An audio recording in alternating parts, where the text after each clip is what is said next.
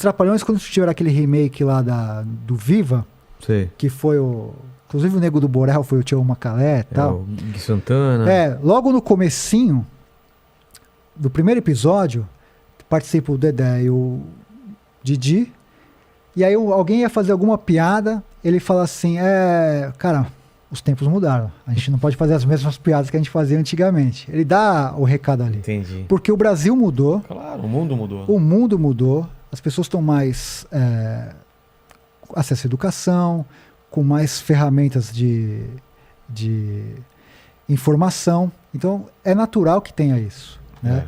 Os Trapalhões sobreviveriam? Talvez não. Talvez seja um humor datado dos Trapalhões. Mas não deixa de ser importante e não deixa de ser engraçado naquela época. A gente tem discutido isso, né, com Madureira, o Hélio de la Penha, o próprio Dedé, sobre essas coisas de comédia que aconteceram, que explodiram em certa época. E aí você tem que estudar ou assistir com a cabeça tendo em mente que foi feito naquela época. Cacete Planeta foi para aquela época, né? E o TV Pirata para aquela época. Quantas vezes no programa dos Trapalhões passava uma mulher de fio dental, eles, bicho bom. Cara, jamais hoje, né? E você vê que era engraçado que os Trapalhões eles eram do domingo à noite. Você fala assim, não tem nada a ver com criança, com horário de criança. Cara. Né? E por que era domingo à noite? Porque o grande programa da Globo era o Fantástico. E eles queriam entregar a audiência forte pro Fantástico. E o único que podia fazer isso eram os Trapalhões. Tem até um caso engraçado que tem uma briga entre o Fausto Silva e o Renato Aragão. Que eles não se dão bem. E por quê? Assim que o Faustão entra pra Globo, ele era do Perdidos da Noite. Sim. A Globo contrata ele, fazia muito sucesso. Ele era da Bandeirantes, vem pra Globo. Então tinha o Faustão, tinha os Trapalhões e depois tinha o Fantástico. Na época que o Faustão chega, ou na época um pouco depois, os Trapalhões já estão em declínio. A audiência já começa a baixar.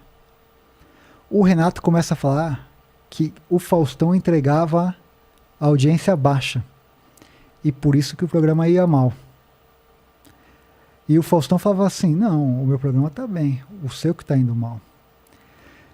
E aí cria uma coisa que o Faustão acha que o Renato chegou a tentar puxar o tapete dele.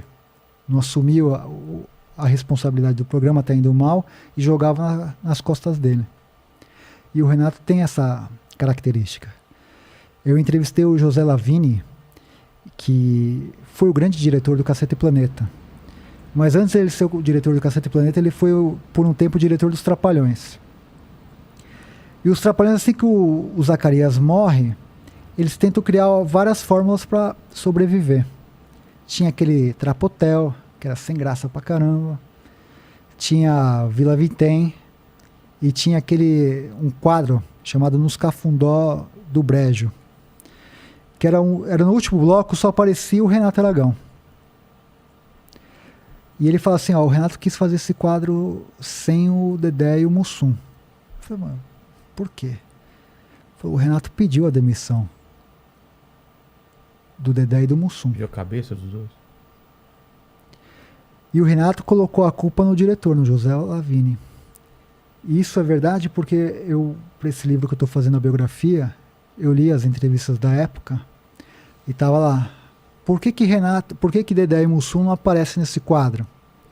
E ele dá as entrevistas. É coisa do diretor. Só que o Renato sempre mandou mais que o diretor, mais que todo mundo. Ele jamais ia permitir isso. E ele colocava a culpa no Lavini. E o Lavini falou isso. Falou, não, ele que pediu.